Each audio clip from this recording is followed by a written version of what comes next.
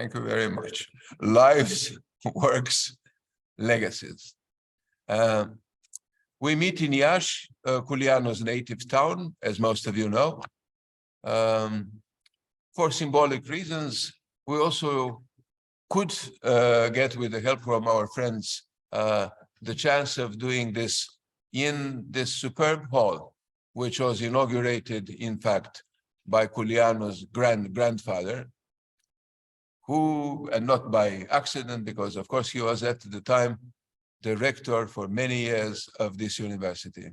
So you see that Culianu belongs to a lineage of academics and university and academic leaders in this city. And this is why maybe our friends across the world who are seeing these images and who are following us today and later are welcome to realize that Culianu is just an addition to a longer list of illustrious names in his family on both sides, maternal and paternal. My first encounter with Culianu was, without my knowing it, my encounter 50 years ago with Borges. The book was just translated. I was a fresh high school student at a high school nearby. Two of my former classmates are here with us. They remember 50 years ago as a moment of achievement, because the high school was very selective. The admission exam was pretty tough, and we were happy to be there. And I ran into Borges. Of course, reading Borges, I was fascinated with all kinds of topics that had been somehow familiar to me from other readings, but I was most intrigued by a long list of names, which I will not reproduce here, of which I didn't know anything. There was no Wikipedia. There was, unfortunately so, there was no Google also. God bless them. So I had to go to the university library. Unfortunately, I have unlimited access to the university library due to a family connection again. So I could start checking name after name, and I was extremely struck by the recursive presence in Borges's fiction of a number of very, very bizarre characters, esotericists of all sorts, magicians, mystics, references sometimes too quoted for me to understand, to all kinds of traditions of all sorts, to all forms of lore of all sorts that I could never sort out. And for some reason, I was, struggling with, shall I say, the footnote or the companion volume to the ideal companion volume to this one, which should have been already an encyclopedia. And I was trying to put up with this pressure over many years. Then I fortunately started to read Mircea Eliade and get a series of answers to my questions and to my, fascination with a number of those topics and those names. They included, once again, religious traditions, traditional cultures, names of all sorts, in philosophy, in theology, you name it, classical philology, literary studies, and so forth. What was missing, was not spectacularly present in this, was science. Hard science, physics, mathematics, astronomy, in which I was taking a very keen interest at the time. Little or nothing did I know at the time that somebody in the city 7 years older had been there and was working his way up to the place where all these names and all these ideas and all these currents made sense. And made full sense, and they were coming together in a kind of inextricable tapestry of references of ideas, of paradigms of all sorts. And that was Ioan Petru Culianu, who from his early childhood has started to read avidly all the books in the family library, of which an important part has survived World War II, and especially its aftermath, that is the arrival of communism in Romania. And that, fortunately for his career, and maybe this is little known by other people outside of Romania, maybe even in Romania, that included a series of works that were not easy reading to begin with, and that they were not familiar references in the fields of social sciences, humanities, classical philology, including history of religions. And those are references to modern science, also to traditional science, to early modern philosophy, but modern science was there as well, was part of this general kind of intellectual package or frame in which Culianu was being raised, and was, as a self-taught avid reader, was making progress by the day. Then at 17, as you know, he moved to the University of Bucharest, where he spent the next 5 years studying things in philology and humanities, and taking a keen interest in all kinds of topics that were later to become major themes in his scholarly work. Before that, however, he had started to write fiction, poetry, prose, to imagine things, to dream about things, to take notes, sometimes very, how shall I say, detailed, sometimes elliptic and mysterious, probably even to him a few years later. And these years of self-training, of fascinated readings in all directions, were somehow disciplined, or put under some kind of rule during his studies at the University of Bucharest. But fortunately for him, the shadow of Eliade was becoming prominent in Romanian again, although Eliade's oeuvre was not legally circulated in the beginning of this term, from 67 to 72. Gradually, however, Eliade's work became known and was turned into a kind of cultural myth in Romania, a cultural myth that was ahistorical, apolitical, or meta-political, if you want, but they didn't know about that at the time, that there was such a thing as meta-politics, radically anti-modern, but global, universalistic, encyclopedic. This wouldn't stand the examination of current specialists in the social sciences and the humanities, who, mostly for ideological reasons and also for the lack of the necessary intellectual background, wouldn't be able to connect to that world in any way, well, to those worlds in any way. So what I'm trying to say is that, Culianu was completely trained as an encyclopedic reader of everything, and that, I said, included sciences as well. In his family library, you had works of vulgarization of science in the tradition by Camille Flammarion, and in the tradition of French tradition of the vulgarization of science.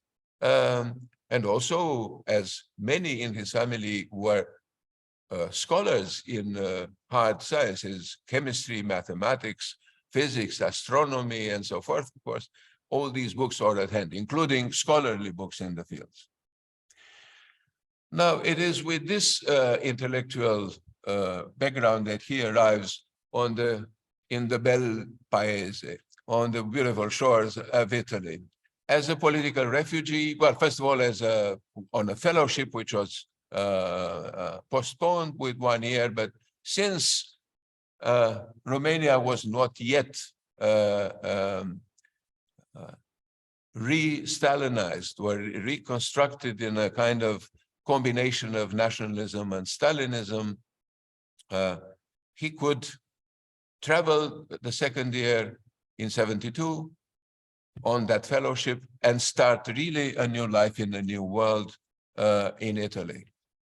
A world that was partly fascinating, attractive, full of opportunities, and in the same time, extremely disenchanting, because he was met with a new universe that he had ignored from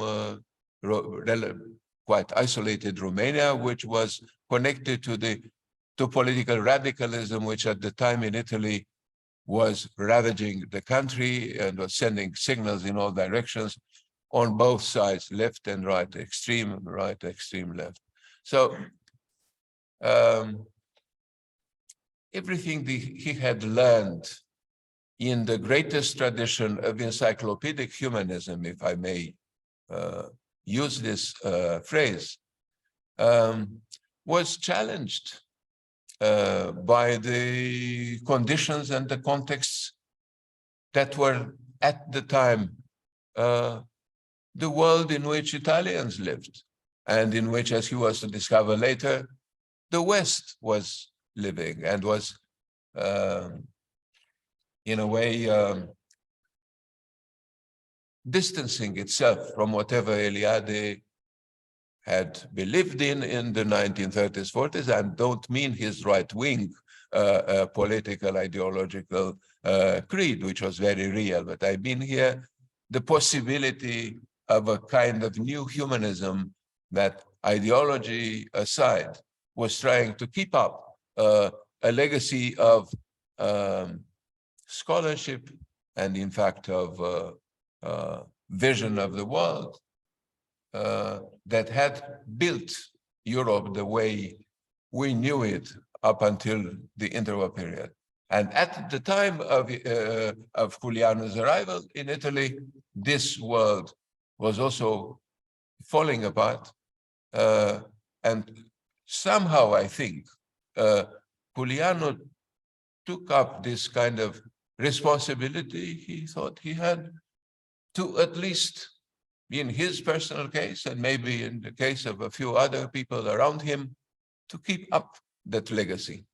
And he devoted the rest of his life, his short life, from 1972 to 1991, a very short span of life in a lifetime, right? To precisely this. That is a kind of refoundation of a universalistic, open-ended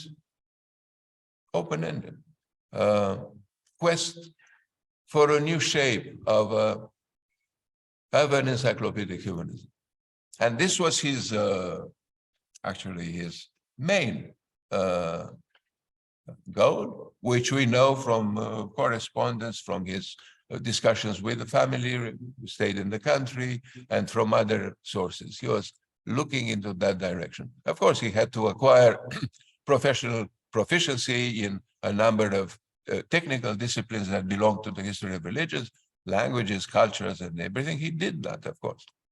But all along, in Italy, studying history of religions under Ugo Bianchi, as Giovanni Casadio here present and others were doing at the time, he moved on. He changed places again. After Italy, where he at some point was also a political refugee, staying in two refugee camps, and then moving up towards academia and acquiring the technical knowledge I referred to earlier, and then working all the time, starting to publish his first book in 1978, but a long list of smaller publications of all sorts, essays, book reviews, technical articles in the various subfields of the history of religions in which he was becoming now a professional. And then through this process, moving on to Groningen in the Netherlands, completing 2 PhDs in Paris, moving on always under the mentorship and protection and encouragement of Eliade, he arrived in the land of the free at the University of Chicago, first as a guest, and then stayed on as a member of the faculty. This is where tragedy was to strike on the 21st of May, 1991, when he was killed. But all along, and this is why I'm trying to give you a kind of general outlook of his evolution. All along, I think the original years of his training and self-training in this very city have remained fundamental.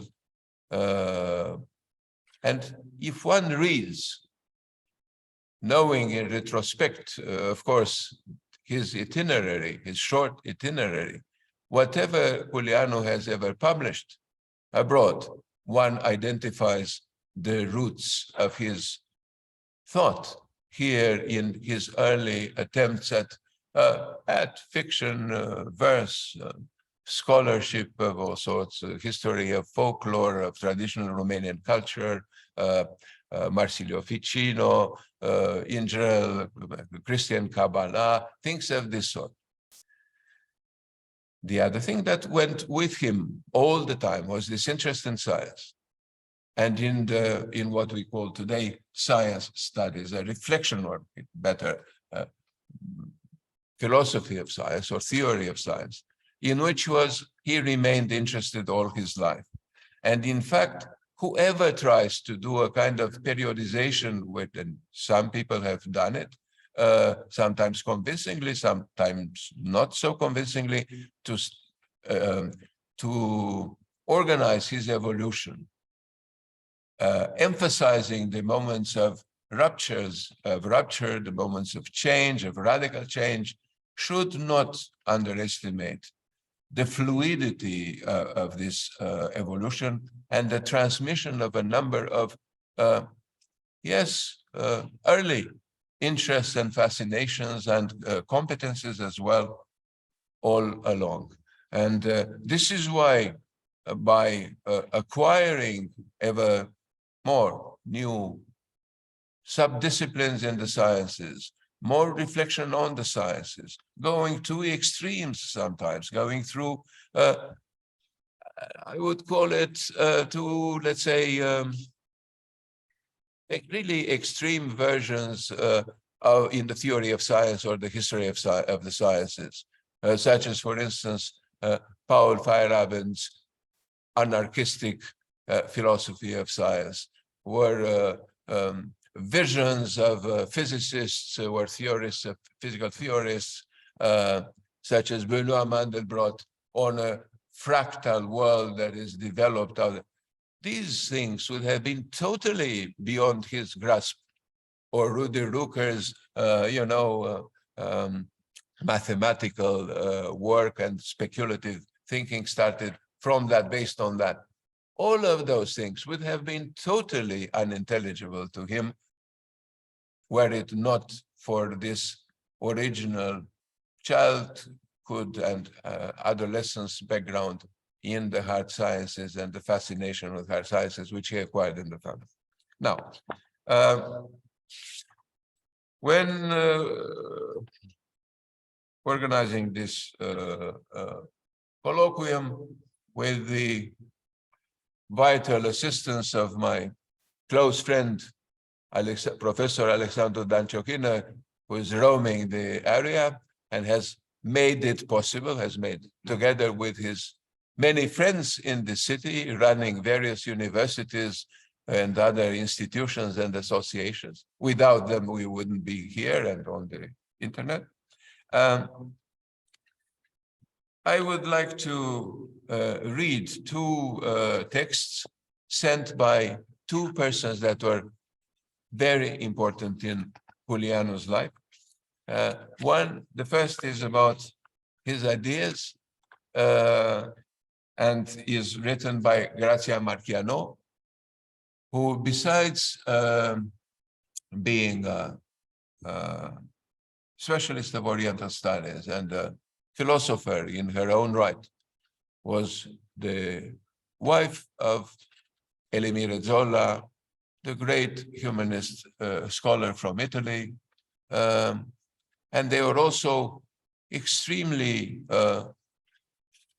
shall I say, close and forthcoming and hospitable to this person, Ioan Petru Culianu, when he was trying to reconnect with Italy from the United States by going there, giving talks and courses and so forth, reconnecting. And this is Grazia Marchiano. She sends us all her best. She couldn't be with us. And she told me that we should feel her present with us. And this is, in fact, she said more, to feel her here present with us and with the spirit of Ioan Petru Culianu and of Elimir Zola. So it is in this way that I'm going to read the following. Culianu on cognition, prophetic conjectures. The humanities may not even exist in their present form within a few generations. This conjecture by Ioan Petru Culianu has proved to be a prophecy across the 3 decades of his passing, after his passing. In my opinion, this depends on the rise of the so-called systems thinking, deeply affecting a conception of life wherein brain and mind, consciousness, and the very process of knowing dictate terms to face the postmodern complexity in a fully radical way. As a thinker eager to explore interactions and connections among all domains of life, Culianu digged into the inner roots of cognition, a key concept in his lexicon, recognized as a powerful matrix of all kinds of creative processes taking place in the multi-leveled worlds investigated by natural sciences as well as by the humanities, anthropology, history, religions, etc. After Culianu's death, this courageous global approach opened the way to the advent of what scientists like Fritjof Capra and Pierluigi Luisi called the systems view of life. In their homonymous treatise, The Systems View of Life, a Unifying Vision, from Cambridge University Press in 2014. It is a view meant to integrate ideas, models, and theories into a single coherent framework, embracing a broad range of research fields, from mathematics and economy to biology, to social and environmental sciences, extending the systems approach to consciousness, brain and mind, ecology and education, religion and spirituality. In the spiritual issue, in the inaugural issue of Incognita, the journal that Culianu started towards the end of his life and only managed to produce this,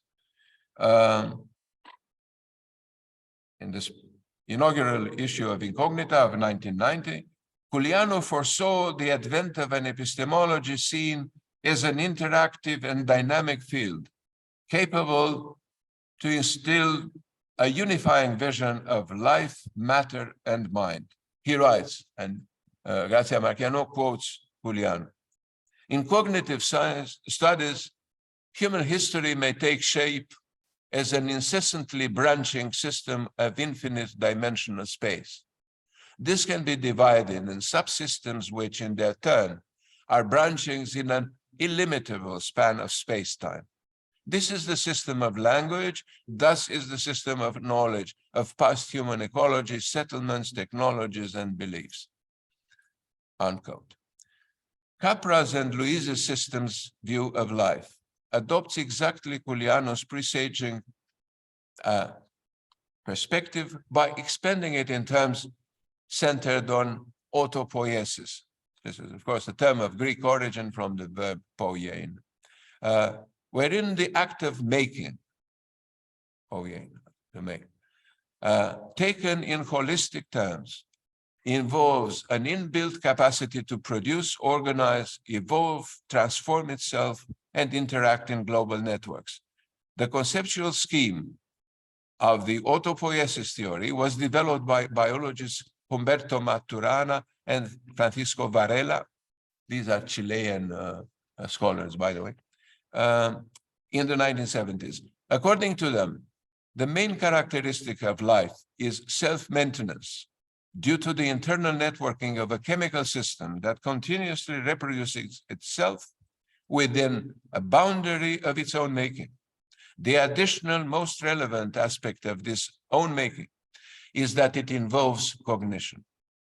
The epistemic notion, pioneeringly envisaged by Culianu in his Incognita project, the short-lived journal, because Culianu himself was short-lived, was meant to modify in a radical way the old notion of knowledge, whose two players are the knower and the known, dualistically taken in an exclusively anthropic context. He prophetically understood that the very notion of I, capital I, is an emergent property arising from the simultaneous occurrence and resonance of feelings, memories, and thoughts, so that the I is not localized anywhere, but rather is an organized pattern without a center. By making mine Francisco Varela's words, I would say this with conviction. I will never discover a neuron, a soul, or some core existence or essence that constitutes the emergent self of Ioan Petru Culianu or of any other person. And she closes, I entrust these inadequate reflections on someone whom I consider a pioneer of present-day cognitive science, to the distinguished colleagues convened in Iași, and I will add on Zoom, with a special homage to Teresa Culianu Petrescu, deeply appreciating her life mission to stubbornly support, promote, and interpret the magnificent legacy of her brother, a heroic son of the Romanian motherland. And this was the text by Grazia Marchiano. And I think, yes. You're with us, Grazia. Mille grazie per l'unica grazia. Now I would switch the register and the person and read another text which was sent by Dorin Tudoran, the Romanian dissident, poet, journalist, author of exile publications, in which, in fact, Culianu was constantly published. Culianu's brother-in-law, Dan Petrescu, and myself were also published by Dorin Tudoran in that first publication of his, Agora. This is what Dorin Tudoran sent me. He wrote books, then he died, between inverted commas. My friend Nene, also known as Ioan Petru Culianu, was a man of many hats, historian of religion, culture, and ideas, philosopher and political essayist, and writer. Since his untimely, tragic, and absurd death more than 30 years ago, friends, scholars, and admirers of his work have published thousands of pages about his extraordinary multidimensional personality.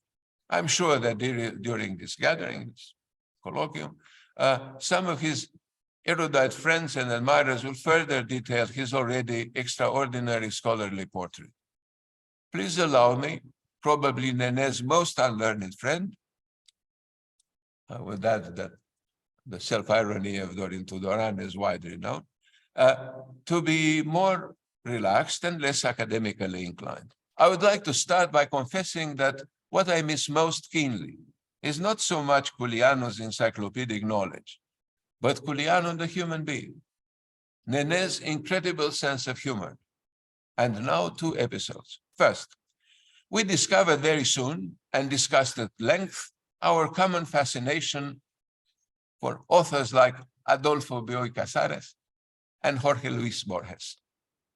Casares' novel, La Invención de Morel, published in 1940, and the introduction in which Borges placed the novel in the 26-year-old author in the same league with Henry James's The Turn of the Screw, Franz Kafka's The Trial, and Jules Verne's Voyage to the Center of the Earth, were constant topics in several of our conversations.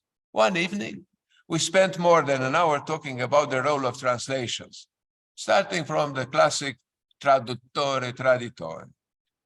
The idea that translation is always a betrayal of the original's true meaning. We debated if the English translation of a paragraph from Casares' novel is or is not a betrayal of the original.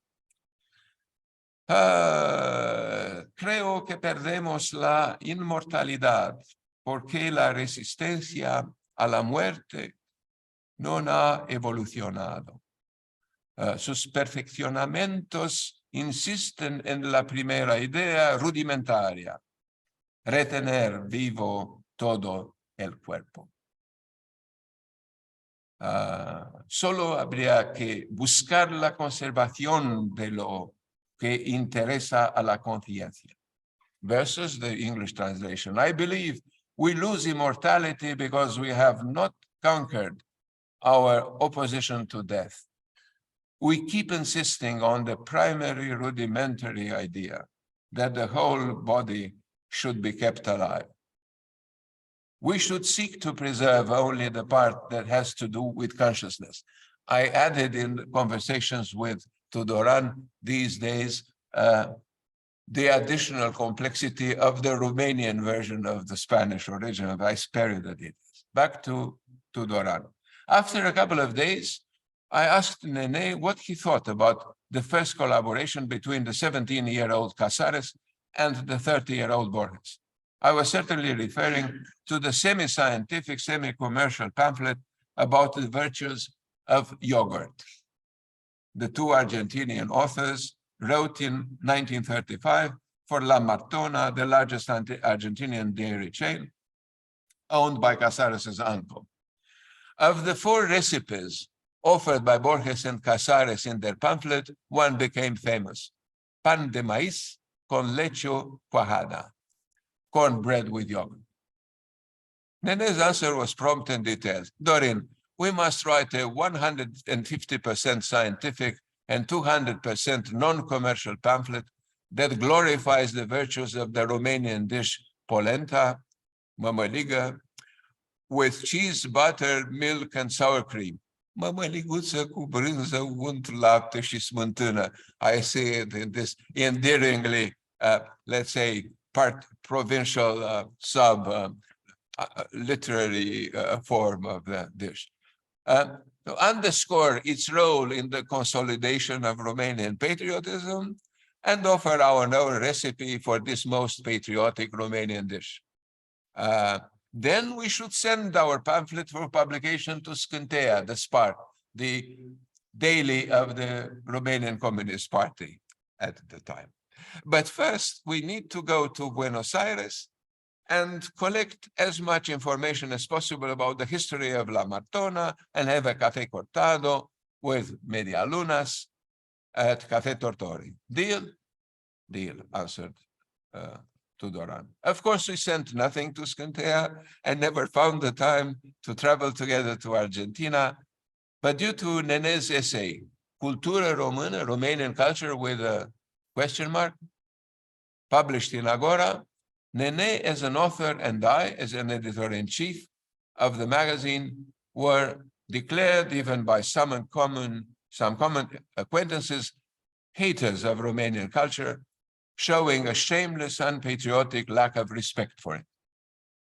Second, being 5 years older than him, one day I exercised the privilege and proposed that Nene and I should switch from the formal way of addressing one another, vouvoiement in French, to using our first names, tutoiement. He accepted graciously. 3 days before, I had returned from a congress organized in Blois by Jacques Lang, at the time French Minister of Culture and Mayor of the city, Jacques Lang, sponsored by the wife of President François Mitterrand, Danielle. I told Nene that due to some logistical mishaps, I had to share a flat for One Day and One Night with Roman Polanski. The famous movie director asked me a lot of questions about Ceausescu and Romania, but refused to give me an interview for The Voice of America, where Tudoran was contributing, since for well-known reasons, he hated the US government. All he wanted me to have on tape was "Aba Ceausescu, vive la Roumanie, j'aime mon nouvel ami Dorin." During the official closing dinner, Jacques Lang introduced me to Daniel Mitterrand. Then I had a private talk with Gilles Martinet, an old camarade d'âme of the president, for whom I had a message from one of his friends still in Romania, who was constantly being harassed by the Securitate. We also talked a bit about François Mitterrand. And I confessed to Martinet that I found the French president a little bit boring, humorless. Martinet told me that I was wrong and offered the story. One day, a member of the French Socialist Party asked Mitterrand, "Je peux te tutoyer?" Mitterrand answered, "Si vous voulez." Nene was amused, and we talked a little bit about the difference between le tutoiement and le vouvoiement. After several years, in 1993, I found the short dialogue mentioned by Catherine Aubry too in her book, Dites-moi tu. Next time when he called me, Nene started by "Bonsoir, Dorin, je peux te tutoyer?" "Si vous voulez, cher Nene." And he replied, "Aba Ceausescu, vive la Roumanie." As I write, it is now almost 4 o'clock in the morning. I've just finished to read again Casares's novel. I look at the phone. Somehow I'm waiting for it to ring and hear Nene's soft voice. "Dorin, je peux te tutoyer?" I know it will never happen. All I'm left with, if at this early hour, are Dante Gabriel Rossetti's verses, quoted by Borges, at the end of his introduction to Casares's book, and several other times I have to add, because he loved this, Borges. I have been here before, but when or how, I cannot tell. I know the grass beyond the door, the sweet, keen smell, the sighing sound, the lights around the shore. I'm not sure that Malraux was right saying, "The terrible thing about death is that it transforms life into destiny." I would rather say that some people have lives while others have destiny. I know to which category Nene belongs. A year after the death of her husband, John Gregory Dunn, Joan Didion discovered in a volume called Lives of 34 that had been prepared for the 50th reunion of his class at Princeton University, a couple of lines written by Dunn himself. I quote, "William Faulkner once said that a writer's obituary should read, 'He wrote books, then he died.' That would suffice.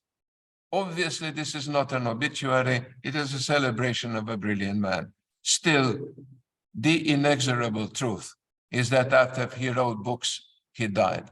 It's as simple as that. And this is, again, the text from Dorin Tudoran.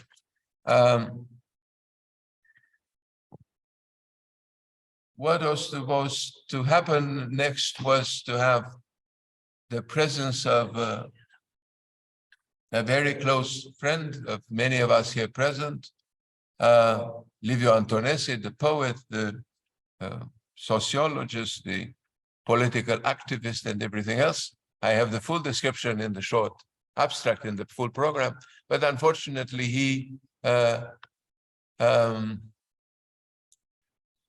is suffering from a difficult condition and he cannot be with us. It's nothing little, but it's something extremely difficult to handle and to live with. And so he gave me two,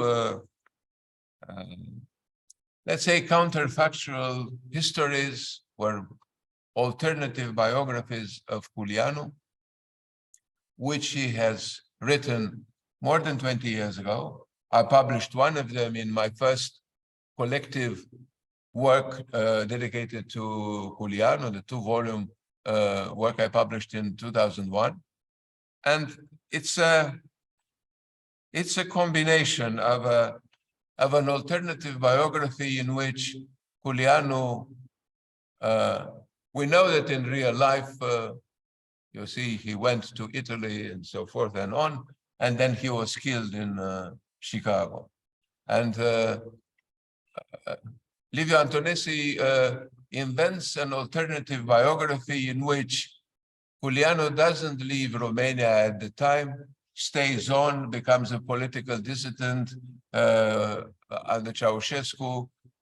Then the revolution, I would say, the so-called revolution happens, and then he goes abroad, becomes a scholar of international repute, and he meets his tragic fate anyway. He gets killed anyway. So the alternative was alternative up to a point when the end, let's say, it was not a happy ending, but it was a tragic ending. So that is one piece, which I think was a kind of, yes, alternative or counterfactual history that many people were tempted to invent upon hearing of Culianu's death, and then upon thinking and reflecting on Culianu's life and work. We are all tempted to imagine some kind of uchronic life, a possible life in a possible world. The problem is to imagine that life in our world is even more daring. In a possible alternative world, that's one thing, but to imagine that life. And then the other text by Liviu Antonesei is a very interesting memoir, short memoir of his encounter with Culianu, the young Culianu in Iași, when they were both, still quite a kind of teenagers, very young adults. And this is the moment when Liviu Antonesei felt a special kind of connection to Culianu, and then somehow remained to think of Culianu as a kind of magister, and had this nostalgia and this is why this is a kind of very personal, emotional tribute from Liviu Antonesei, one of the important people in our current culture, to someone who has disappeared too early from there. With this, we move to finally a different voice and a different face, and that you'll find on the internet. And this is Ted Anton. Ted Anton is going to speak to us online from Chicago. Important people in our current culture, to someone who has, disappeared too early from there. This I know. With this, we move to finally a different voice and a different face, and then you'll find on the internet. And this is Ted Anton. Ted Anton is going to speak to us online from Chicago. Important people in our culture. Can I go again? Or Ted, do you hear me? Can you see me? That's fine. That we could maybe try to silence me. Can you do that? Or somebody should. No, I know about that. It's okay, but let's try to. Okay, thank you, Sorin. Yes, and thank you for inviting me. I see many people who are helpful to me, friends, people I count as family, Teresa Petrescu, Andre Oistianu, Sorin, Giovanni Casadillo, and a new generation, Roberta Moretti, Pablo Maurette, and many other names, Elena Bondo, and a new forum, Academia Europaea. And confronting Culianu, I learned about the power of writing and reading and ideas to alter reality. I learned to view the world in a new way, through a different lens, and to open myself to everyday events, small coincidences that can be clues to perhaps the level of the sacred. I read about the murder, the tragic, brutal murder in a morning newspaper. It seemed like a work of fiction. East European politics, Renaissance magic, a beloved professor engaged and in love, who is being pursued, who faced dangers that faced a whole generation. And that vision seems now, 30 years later, to be prophetic. We live in a world where our devices spy on us. The manipulation of violent, mystical nationalism causes global conflicts. A nonlinear world of the doors and keys of a magician. I presented it to my Chicago Magazine editor. She told me to go to the campus and listen to people. When I came home and wrote my notes, he seemed to leap off the page. His students loved him. Some faculty admired him. Some found him, didn't like him, didn't like his work. He held parties for his students. He remembered their birthdays. He cooked for them. And in turn, they invited him to their parties and asked him to tell their futures. He was funny. He was cutting. I had a dream where I was trying to talk to him like a graduate student, and he was at a party putting me off. He was sitting on a couch with his fiancée, Hillary Wiesner. I traveled to Amherst to visit with his fiancée, the author, Hillary Wiesner, at her mother's century-old home. And as we read aloud from his letters that he wrote every day to her, she said it almost felt like he was going to walk into the room. And that night I had a dream where I committed a crime, and I was desperately trying to sweep up the room, very, very symbolic. And when I awoke, the moon was shining in through the gauze in a floor-to-ceiling window, and the family's black cat was nuzzling me, this cat that wouldn't talk to people. The Chicago Magazine article appeared, and in January of '92, and I was just going to give up. It was a labyrinth, but something drew me. His work trying to find a universal key in many of the papers at this conference of religion, fiction, history, mathematics. He was courageous. He could have just not written about politics. He was real history, like many of you in the room, not like it's taught in an American university. His family, as Sorin said, were founders of that university, national leaders of a boyar generation. And the poet Andrei Codrescu wrote me a postcard and said, you should pursue this story. I won a first Fund for Investigative Journalism grant and came to Romania for 2 weeks in September of '92. And it was like a world of smoke and mirrors, the hopes, extravagant hope, the bullet holes in the TV station. I'm sure they're no longer there.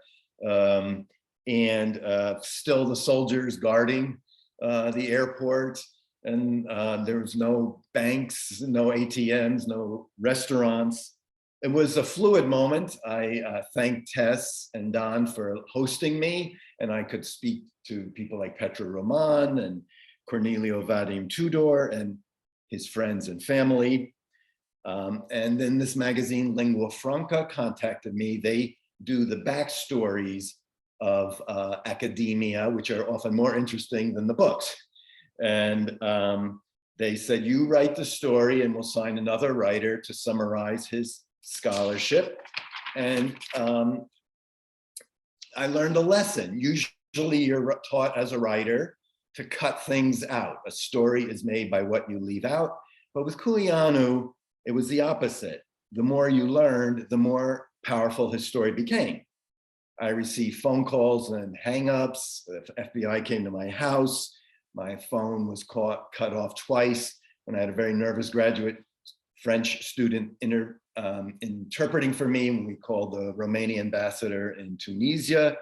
There was an informant in Chicago, and the police and the FBI staked me out on a cold, rainy night where he took me to a Fleabag motel to show me where a gun was. It wasn't there. Teresa Petrescu gave me the great advice to apply for a Fulbright grant, and I came to Romania again. And being a teacher at the University of Bucharest, I learned as much from my students as they from me.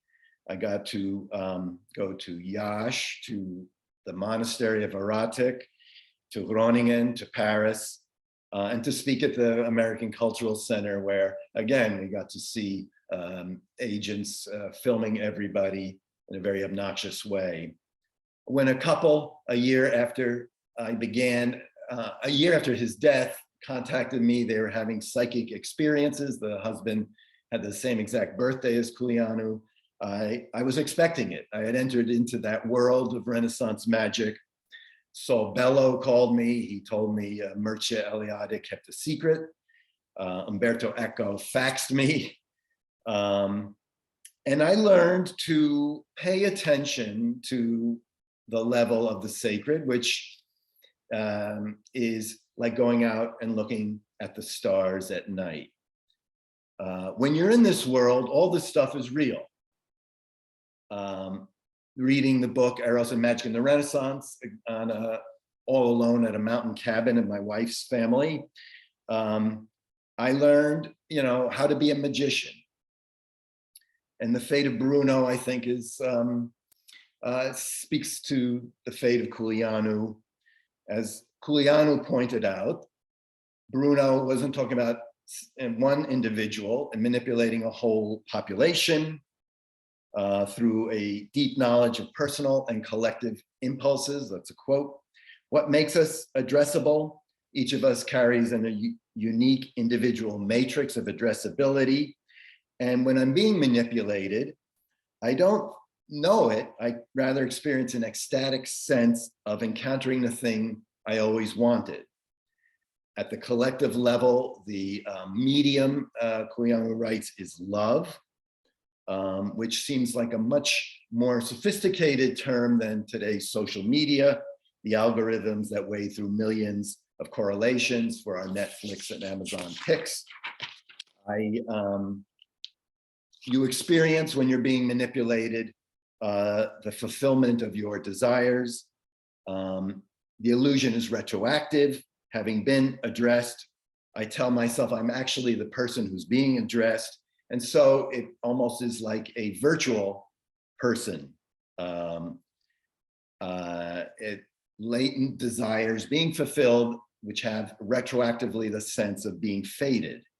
The sense of a fated encounter is a repeated story of everybody who met Culianu. The magician doesn't conduct a survey, rather he or she collects keys to doors that can be opened. But the magician has to be utterly cold, like the algorithm. Bruno's manipulator, writes Culianu, knows about love in order to learn not to love.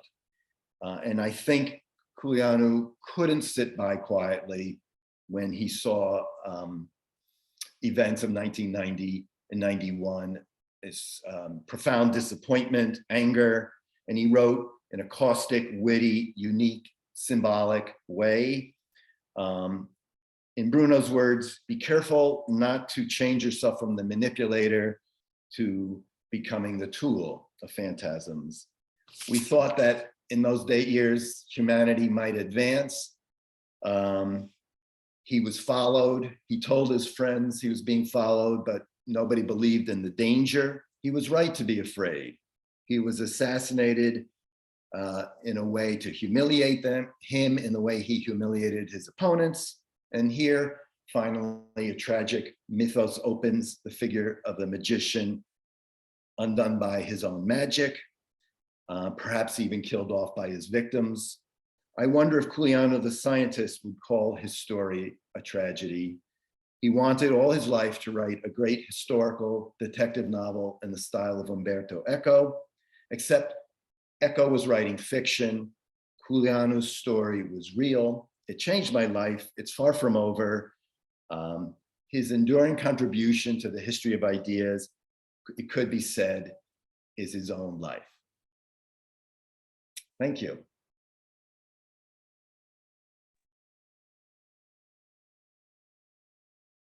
Ted Anton is a professor at DePaul University in Chicago, and we all know he has contributed the most important work for the, let's say, global popularity of this tragic death, and then an interest in the whole problematic around this death. There is the life and the work, or the lives and the works of Ioan Petru Culianu. Thank you very much, Ted.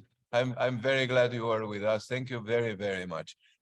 Besides, I have to add that Ted Anton is now working with a team of very interesting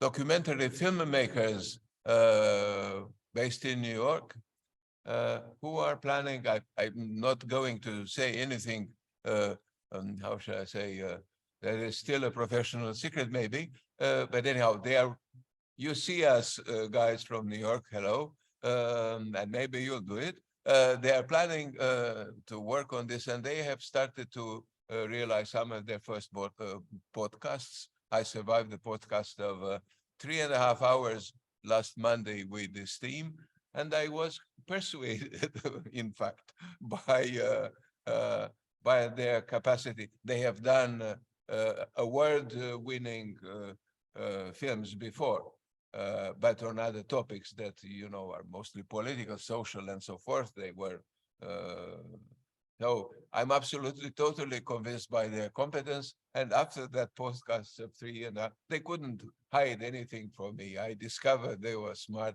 and they really can do this. It would be, and this is thanks to Ted, a major breakthrough. I think this, if that film is ever made, and which I hope it will be, it will mean something to everybody around the world who took any kind of interest in this, and to more people who will find out of the very existence. And maybe from there will be some, we hope, some effect on the continuous reading of Culianu's work. So once again, Ted, all the best, and see you soon, we hope, here in Romania again.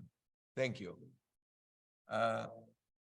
We now move to the last contribution tonight, and this is Pablo Maurette, who is almost a Borgesian character himself, if you think about it, because he was born in Buenos Aires to a family whose backgrounds reach back to France, Italy, and Spain. And he is a professor of comparative literature, by the way, in the United States, in Florida. Also spends half of the year at their center in Florence. And for some reason that he is going to describe to us, at some point he took an interest, and a very keen interest, it turns out, in the death and then the life of Ioan Petru Culianu. His book, La Migración, translated into Italian as Il Tempo un Fiume, there is a Borgesian translation already, is now being prepared in Romanian version at Poliroma, and so this we hope to see Pablo. Pablo is not here for the first time in Romania. He started early. He came on his actually, yeah, what was it? The wedding trip. I have to divulge this. Yes, he had. He came to Romania for some obscure reason that I don't want to fade up. Okay, so Pablo Maurette, come. Move it closer to you. Is this okay? Okay. Thank you, Sorin. Thank you, everybody. Yes, this is actually my second time in Romania, and I hope it's not the last. It's a country that is very important for me for a big number of reasons, and I will try to talk about that tonight. Like Dorin Tudoran, I'm going to use his words. My presentation will be more relaxed and less academically inclined, even though I am also an academic. But I am here to talk about a novel. And for that, I need to tell you how this novel came to be. In the winter of 2014, I had just moved to Chicago to start my first academic job at the University of Chicago. I know that winters in Iași are very cold. Winters in Chicago are brutal, with temperatures of -25, -30 being quite common. And it was on a winter day of 2014 that I decided to go somewhere warm and cozy, and that was a used bookstore. And I lived in a neighborhood called Lakeview in the north side of Chicago, which had the most bookstores in the city. When I lived there, there were about 7 or 8, and today if there's one, I would be surprised. They started closing one after the other, unfortunately. But I went to this bookstore and I was just browsing, and I thought, maybe I'll buy something about serial killers, because Chicago is well known for all these serial killers that lived here. So I asked the salesman where the true crime section was, and he pointed and he said, at the end of history, in a way that sounded like an angel, a prophet pointing to the Hegelian end of history, and that's where true crime was. So I went there and I started looking through the scaffold, and suddenly one book caught my attention because it didn't look right for that section. It was a hardcover. It was a beautifully purple book. It just stood out to me, and I picked it up. And the title was also very strange.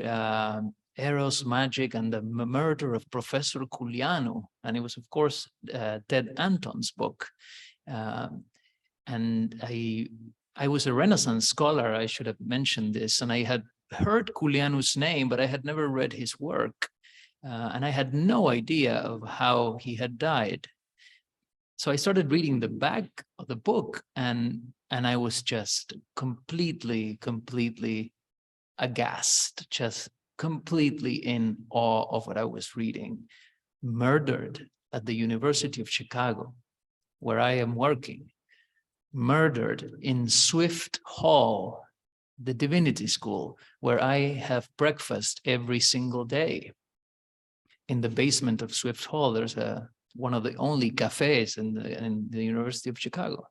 I just couldn't believe my eyes. I had never heard about this. I work there. I have colleagues. Nobody ever talked about this.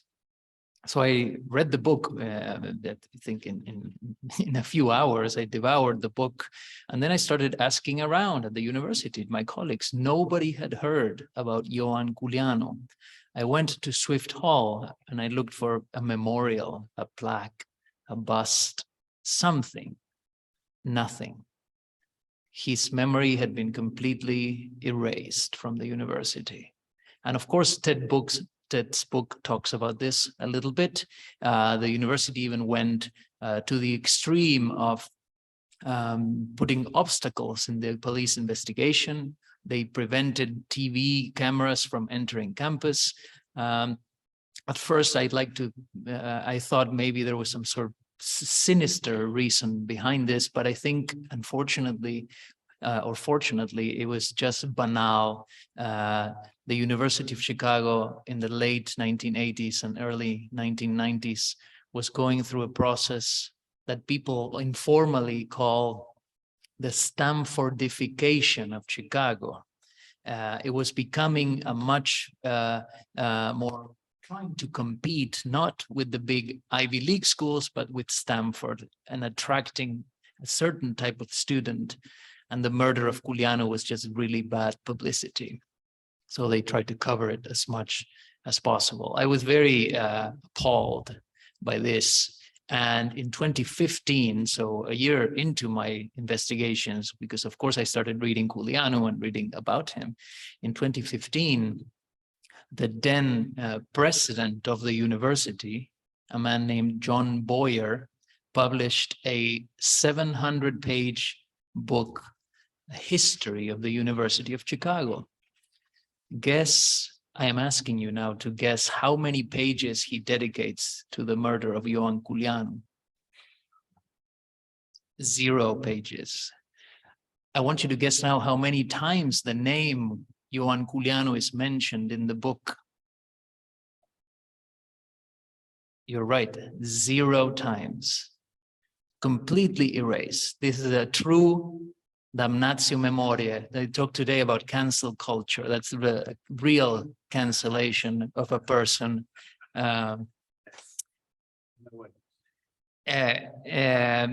So all this made me very upset. And of course, little by little, I started encountering professors who remembered Culianu and who were also very upset about the cancellation of Culianu.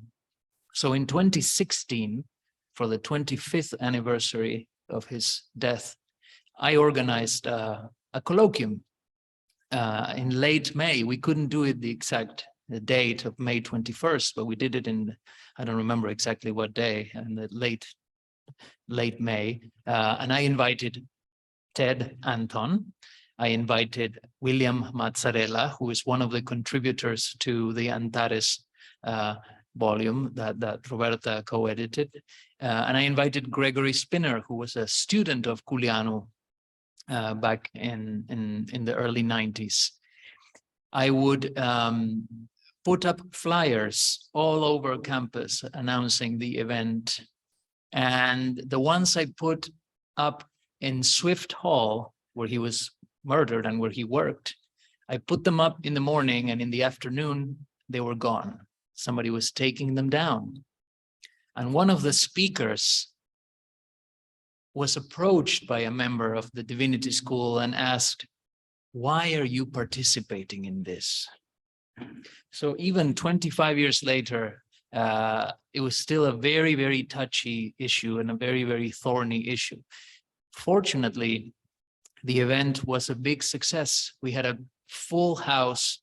People were very happy. A lot of older people came who remembered Culianu, and a lot of young people came and learned about Culianu, a professor in their university who had been murdered in their university, and there was no memory of him at all.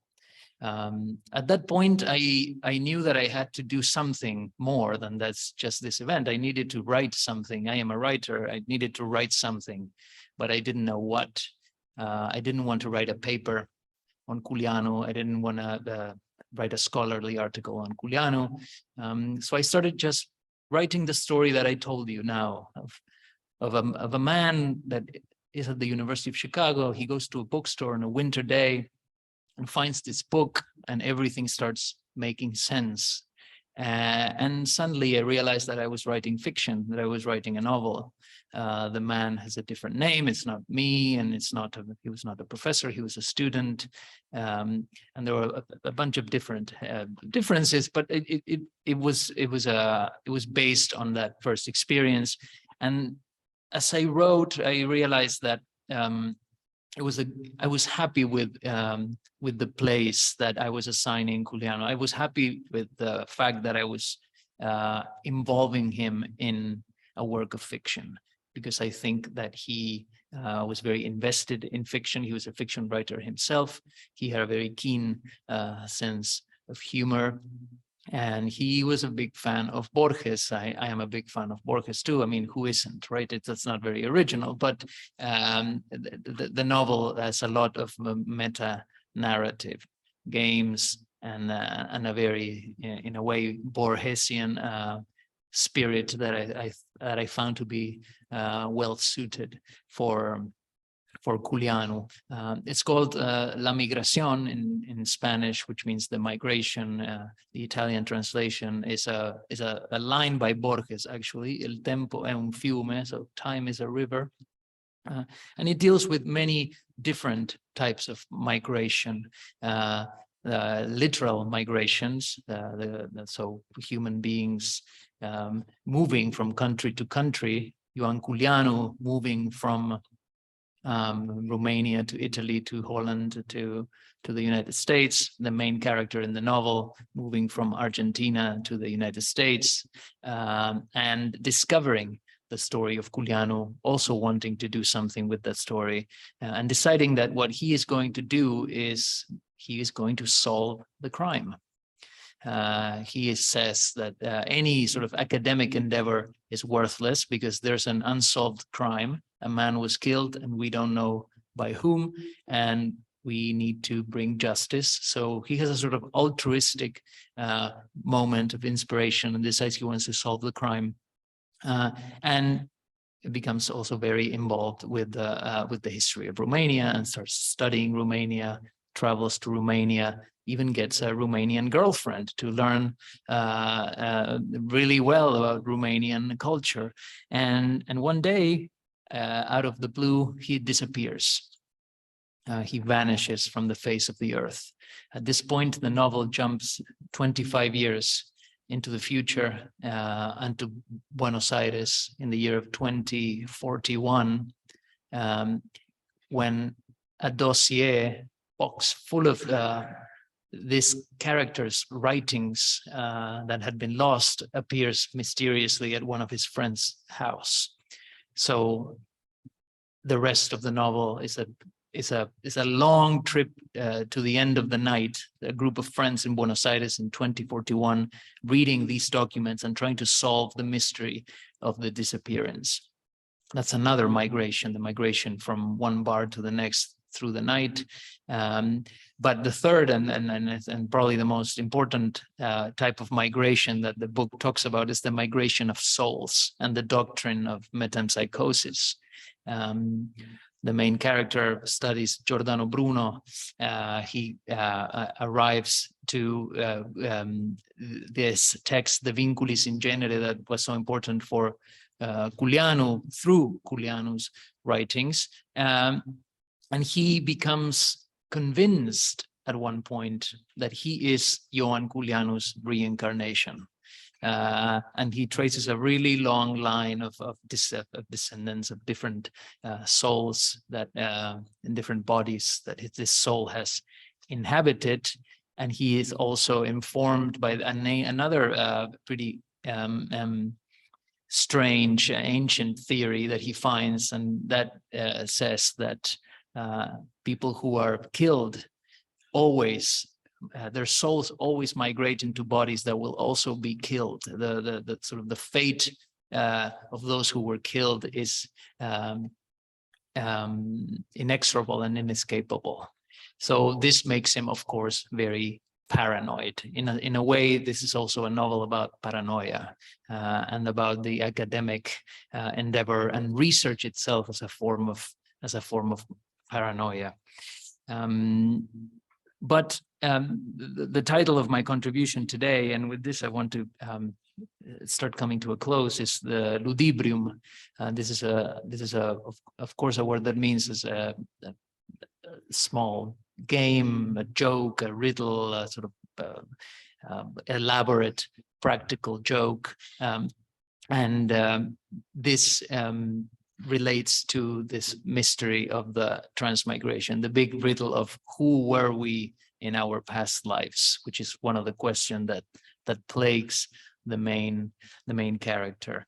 An author that was very beloved by Borges, perhaps one of the most beloved authors by Borges, is English physician and prose writer from the 17th century, Sir Thomas Browne. And Sir Thomas Browne wrote once that just like the ancients believed in the transmigration of souls, there is certainly a transmigration of ideas and concepts that keep coming up and popping up in history along the centuries. I like to think of literature too as a form of transmigration, by which motifs and images and characters and, well, words, of course, that have millenary history keep coming up and keep coming back to life. And that also makes literature a form of necromancy. And reading as a sort of a way of talking to the dead. These are all ideas that I had going around my head as I was writing this, and as I was thinking of establishing a connection with Ioan Culianu, with his ideas, and hoping, like I think anybody who writes hopes, to keep somebody alive in one's words and in one's writings, and hoping that writing will resist. And books do have that ability to resist time, to outlive us. And that's why I'm so happy that the book will now be available in Romanian too. It will have a new life. It will be a new instance of transmigration for this book. And of course, bringing a book about Ioan Culianu to Romania is like we say in Spanish, it's like bringing oranges to Paraguay.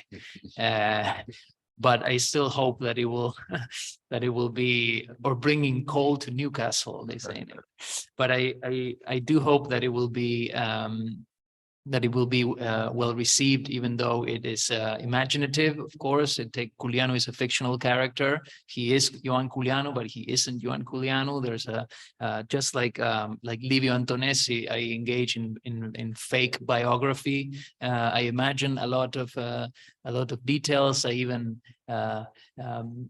construct letters that were not really by Culianu, but that are in Culianu's voice. So I took the liberty to turn him into a character of fiction, and hopefully staying true and staying close to the spirit of his work, and of this idea that we were mentioning before of the never-ending search for knowledge, and yes, the sort of the encyclopedic humanism that is so much against the direction in which the humanities are going today, which are in a really precarious and stupid way, trying to imitate the sciences and becoming more and more hyper specialized. And I think in that way they are reaching their doom, the doom that Culianu anticipated. So I want to end with words that I read very recently in art historian, also Romanian art historian Victor Stoichitsa's biography. He mentions Culianu not by name, but he says that they met. They were both aspiring for the same. It was an academic. A fellowship contest. to Italy. Right, and Stoichitsa says that. They spoke a little bit, and he didn't like Culianu very much, but he knew immediately that he says he flew higher than all of us, and I think that we can all agree that he really did fly a lot higher than all of us. Thank you very much. Thank you.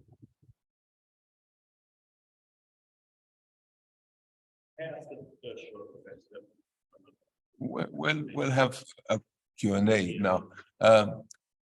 Thank you very much, Pablo. It was as moving as reading the novel. Because the novel is very moving. I have to emphasize this. Otherwise, I wouldn't have been so excited, believe me. Because I have seen other fictional treatments of Culianu's life, trying to reconstruct in the form of a thriller, or with complications of some kind of form or another. But what they were missing is, first of all, they were not solving the murder in any cases, so no problem about that. But moreover, they were distinctly severed from any chance of understanding or relating to Culianu's ideas and worlds. Because it takes, qualities that Pablo has definitely, and most other people don't, and that's improvising fictional treatments of. I mean, it's very nice to be creative and imagine counterfactual stories, but not all Uchronia's work, not all of them are ever persuasive or even interesting or good reading, simply to put it this way. So now, what Victoria Rolim-Stoichidze says, I'm saying this for foreigners who may not know him. He is an art historian who used the opportunity of that fellowship to Italy to study seriously, then came back and forth. Then eventually he stayed in the West, and he has had an extraordinary career as an art historian based in Switzerland, but roaming the world. Many publications that were translated into Romanian as well. The book was translated. This book was actually translated by my wife, Mona Antohi, by some coincidence. The thing is that this refers to a period, to the same period of when the coming of age of Ioan Petru Culianu, a world of absolute complexity that has become, I would say, opaque even for most Romanians. Because as this period of transition, 67, 72, the years of his, life in Bucharest, in this very, very interesting circle of people of several generations. First of all, this was pretty much the last time when, I wouldn't say massive, but a group connection, or a connection between two distinct groups, or three probably, the generational groups, was still possible. Because 67 is just, 20 years after the coming of communism to Romania. So you still have many people around who have been trained, have lived, had experiences, have survived all forms of things, many of them having to go through forced labor camps and through prisons and to all kinds of things like that. But at that particular moment, they are all together living in the same society. And this is a period that most historians of recent history in Romania don't understand at all. They read it in a very superficial, primitive way, failing precisely to take into account this extremely fluid coexistence and codependency, if you want, and co-evolution of all these people who are around and working together.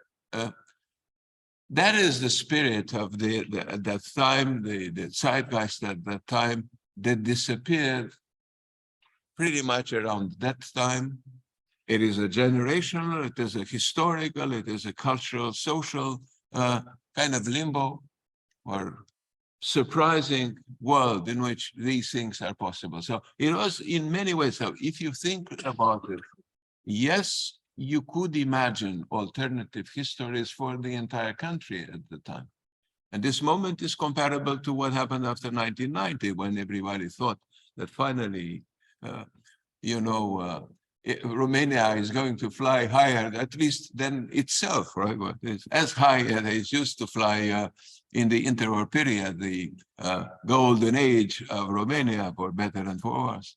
And it didn't happen. It didn't happen. So what happened to those who stayed in the country from that particular group is also a source of or a topic for reflection. What happened to those who left the country? There were some attempts by Culianu himself and by others to stay in touch, keep in touch, or establish contacts with these people who were left in the country. And whenever possible, they were trying to somehow make up for the missed opportunities, reconnect, and so forth. I have to tell you, it didn't work. It didn't work. And that maybe is an added tragic twist to this story of, leaving the country, starting another life and so forth. There is the creation of an alternative life that prevents you from relating to your own previous life in the country, because things are changing in their fluidity, as I indicated. Now, we come to a close only after a period of questions, of comments, if you want. I'm not sure we can take comments and the reactions from those seeing us on Zoom. I'm not sure about that, but maybe if you can do this, you can. So we have another 20, 25 minutes for that. So if there is anything, go ahead. Yeah. Yes. Even now, after your colloquium about Culianu at the Chicago University, there are still no traces of his passing on that period. So the university didn't put any sign of it. It's the same situation as you mentioned previously. It's exactly the same situation. Yes. I think that partly this has to do with the fact that the current administration doesn't care. This happened too long ago, so they would need some. I am no longer at the University of Chicago, I have to say. So there would need to be somebody there very invested in making this happen, and I don't think there is. And the other reason is that in the divinity school where Culianu taught, according to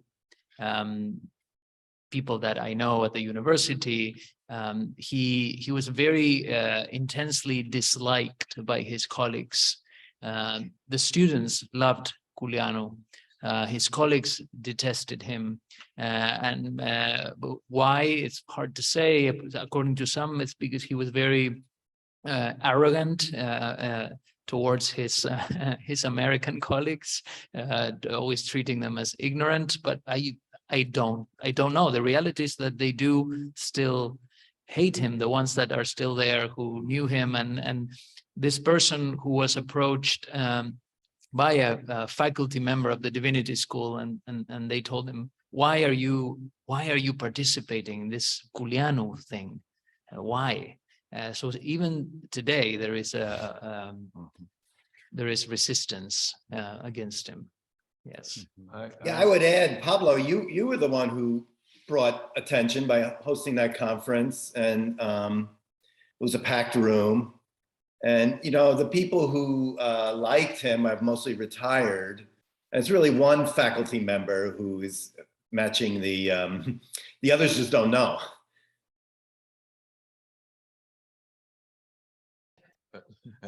There is a book actually, the book was written by a former colleague and in a way rival and contemporary of Culianu's beginnings and endings, and at the University of Chicago, Professor Bruce Lincoln, who was the disciple of Mircea Eliade before the arrival of Culianu in the landscape.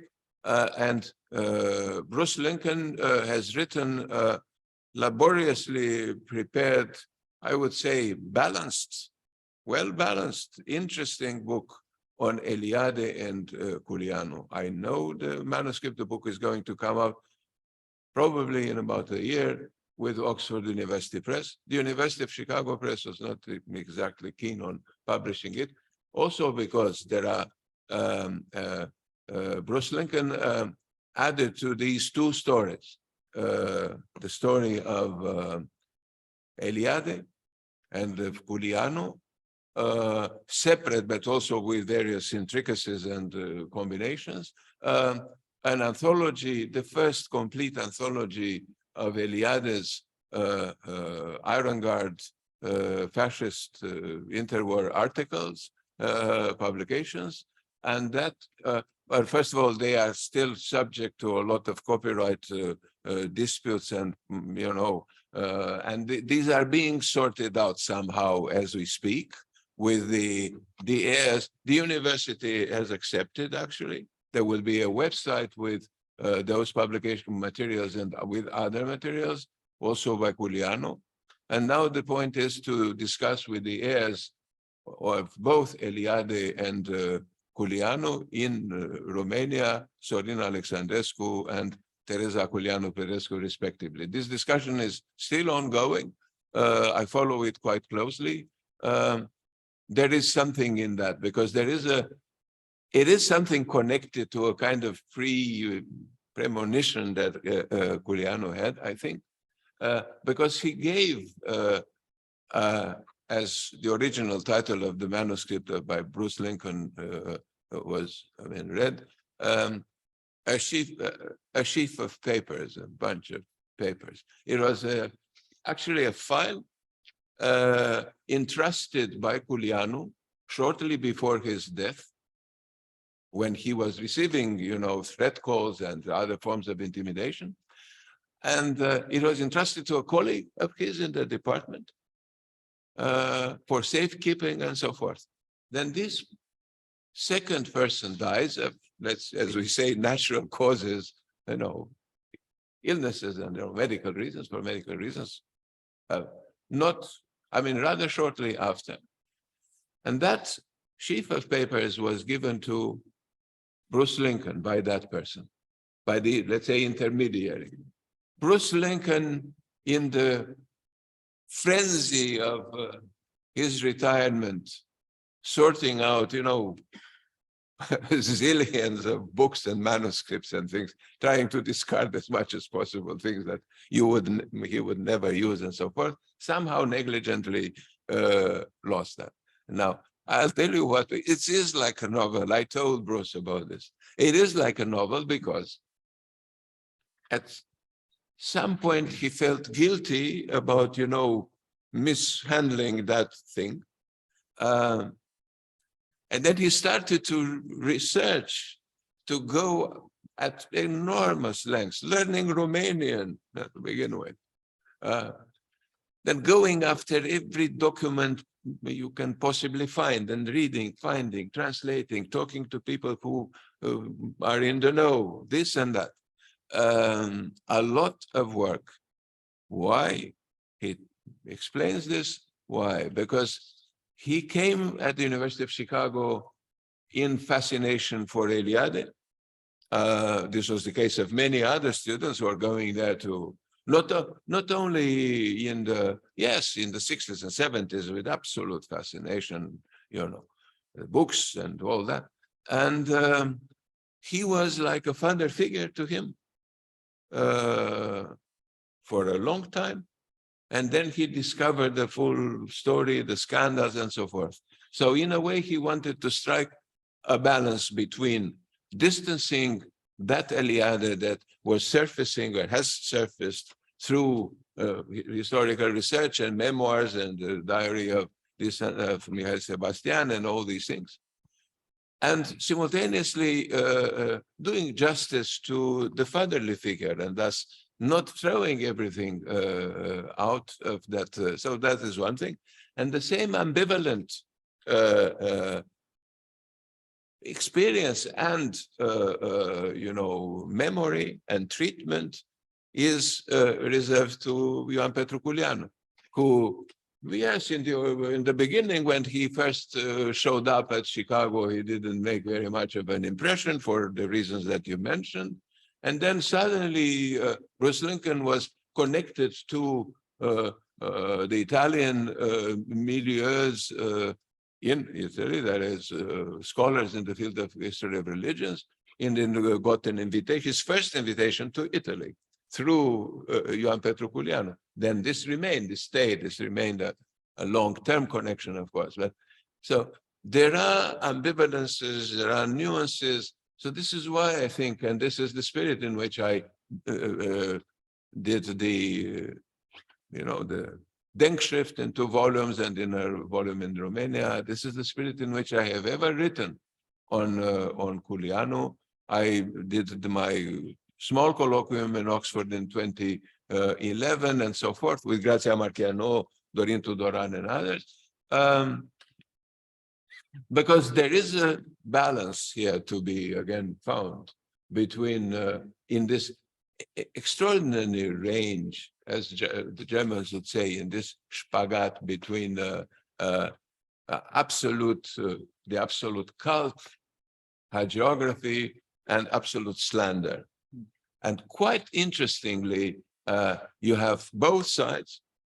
And from both sides, you have a production of rather, I would say, delirious writings of all sorts. And they keep missing the point most of the time, both the hagiographers and the slanderers. So there is a certain need for clarification, for clarity, in order to really talk about that person and not about alternative lives of that person. No, we should. So it's fine to imagine, like you did, going to extreme lengths, if you ask me, to document and learn all that. But anyhow, that is one thing. The other thing is to write something that is seen as a historical, biographical, scholarly work on the same person. I think Ted Anton managed to do this in the very beginning of this field by talking the way we got him to talk here. And yes, it is in that spirit, with the benefit of doubt, of course, all the time, but also with the benefit of retrospect, because we know more things 30-some years later than we used to know then, in many ways. And by the way, about this thing with the investigation and the police papers and all that, the filmmakers from New York are actually initiating legal action to get the entire collection of documents published the way they were. That is because now what the secret services and not so secret services of the many not so secret services of the United States have published, it is unintelligible. So everything is blackened and so forth, and pages after pages after pages. So it's nice that you publish a document, but if 90% of it is blackened, the benefit for the reader is modest. Okay, any other?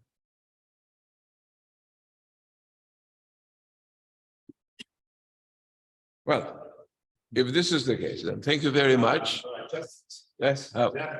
Giovanni Casadio. Say constatazione. The best of my knowledge, now we have 3 novels about Culianu. 3 novels. The first one was by Claudio Gatti. The second one was by Diego Gabutti, which is really surprising. Because at the same time I control the bibliography of Baldo, our friend, and really it's missing. It's a book, Gabutti. It's published by Rizzoli, and it is a big Italian publisher. The author of the bibliography. Also, Gabutti is an investigator. Very similar to you. This is a novelist, journalist, investigation journalist, scandalist, etc., constructionist, etc. So I'm surprised. No, but that's not the point about the bibliography. Just that really, it's incredible. There are no knowledge about Umberto Eco. No. He was not killed. He died of natural causes. I guess so. No, but there are also. Also another thing. Thanks to that end, and I think I noticed mentioned in the bibliography about this. Not because you can find it on it. Keep the microphone. So one of my, in Italian we say Ubita, no, in Romanian, Ubitas, Russian, still alive. She lives in Moscow, and unfortunately we cannot meet because of some reasons, you can imagine. Right. She's an anthropologist, professor in some private university in Moscow. There are many universities in Moscow. We met several times. So the second time she came to Faenza in my library, just behind my back, she saw the book of Ted Anton in English. It's not with Italian, that's not surprising. So it's English very well, speaks English better than me, as many Russians do. So immediately, the entire night, instead of something else, she read the book of Ted Anton. The day after she said, when I come back to Russia, I want to write about Culianu. And she published two articles in an important ethnography. We know that. We know Well, that. you know, because you're especially you are Culianus, but perhaps you don't know the back story. But so he's the real Especially the more and she romantic. sent me the the more romantic part. article. No, she printed it when she came back to me several times. So I read it in my drawer, but obviously I don't research. But there is an English resume. Yeah, there are actually more. There are actually more. Especially women are fascinated, but not the books are by men, but women are fascinated by Culianu, and because I know a lot of other women who were falling in love for him. We can count on Giovanni's But not when he was young. Thanks, Giovanni. I think we can count on Giovanni Casadio's expertise in the field of women and women readings and writings. That I think is a fact. But there are more, actually. There are Romanian novels that were written, some of them coming rather close to a historical reconstruction of various things, especially of the political, social, secret service kind of backgrounds and so forth. But how shall I put it? I'd better read a good scholarly work if it comes to history and so forth than something that is halfway between this and that and not getting anywhere, you see. That is being stuck between a kind of, fiction and a kind of biography. I really don't like that very much. It's like as frustrating as when reading fake diaries in which people are reconstructing their own lives and the lives of others and worlds around them, changing rather arbitrarily sometimes names, locations, places, things of this sort. So I'd rather read if from a literary point of view, they are engaging and interesting and captivating. That's one thing, but most of them they are not. I have to tell you. I tried my hand at these novels, and I have to say. So in many ways, Pablo is here because I was persuaded by his approach and by the way, by the quality of the novel. It's the spirit, and in fact, when you speak about Borges and Bioy Casares and people like that, you also meet Culianu himself as a writer of fiction. So to me, it was a kind of mise en abîme to see somebody who writes a kind of fictional biography, alternative, counterfactual, or many of them, branching out in all directions, simultaneously true in a multiplicity. This is more than metafiction, because meta indicates to most or etymologically it indicates that it is, but it's not just on the way up there where a kind of second degree discourse, more general and more comprehensive, is being created. To me, meta also means ramification in all directions. Otherwise, it is not meta enough for me. And if those branchings in all directions, like the tree of gnosis, it's the tree of a story. It goes in if that is, for some reason, usually the lack of vocation of the author, if that doesn't happen, then I'm not interested. I prefer just one story in one world that gets things right. If it fails in every other respect and in connecting it to other worlds. Culianu was trying the same thing in his fiction. I survived full reading and rereading of his entire work last fall, in the fall of 2021, because I had to write a preface to the Culianu bibliography in 2 volumes that we'll see tomorrow, authored by Elena Bondor here present. To write the short preface, I had to read everything and see my own notes several times again. And I hope other people are capable of doing similar things. That is, because that is a holistic approach you need to have, and that is meta to me. If you are capable of understanding what exactly was going on in each direction. Okay, we leave it at that for tonight. Thank you very much for staying with us.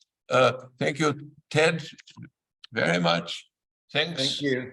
Pablo, say hello to you once more. Thank you, Giovanni, and thank you for the questions. Tomorrow we continue. We start at 10, and Roberta Moretti is going to start.